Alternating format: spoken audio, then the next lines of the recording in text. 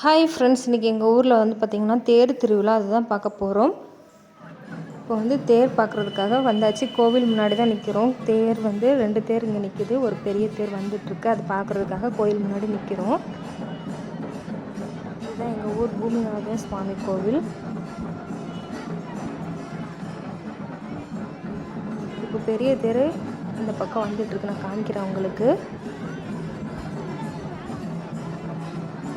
இந்த வீடியோ பாருங்கள் தொடர்ந்து. வாங்க நம்மளும் தேர் பார்க்க போகலாம்.